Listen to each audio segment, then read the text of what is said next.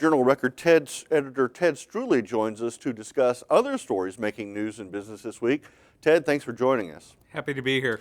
Ted, what are the options for workers that are laid off by energy companies? Well, we talked to a couple of experts this week on that very topic and found that a lot of them have good skills that will transfer to other occupations.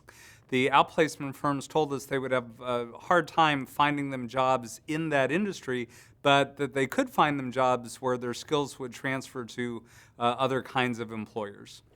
Now, there was a proposed cut to soonercare services, and apparently that's been averted. What happened? It has. It was originally proposed by the governor that soonercare would no longer pay for private counselors for mental health patients, and that those patients would have to go only to state agency counselors. Through some work and negotiation, they realized that that wasn't actually going to save the state any money, so they did away with that proposal. Some state officials are touting the benefits of increased funding for mental health services. Just how critical is that?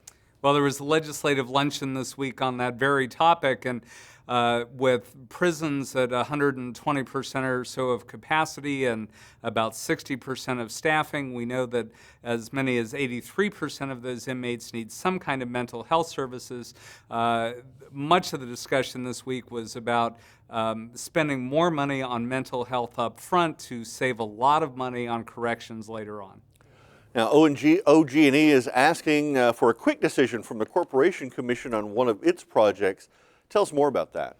Well, OG&E has a power plant near Ponca City that needs a couple of chemical scrubbers. It's about a $500 million project. They'd like to get the Corporation Commission to okay that installation by May. It's not clear that the Corporation Commission is going to be able to do that quickly with their current backlog. What are you working on for next week? You know, we have a story coming up next week talking about the incredibly few number of published opinions that come from our state's Court of Criminal Appeals and how that affects the practice of criminal law. Well, Ted Struley from the Journal Record, thanks for joining us. My pleasure.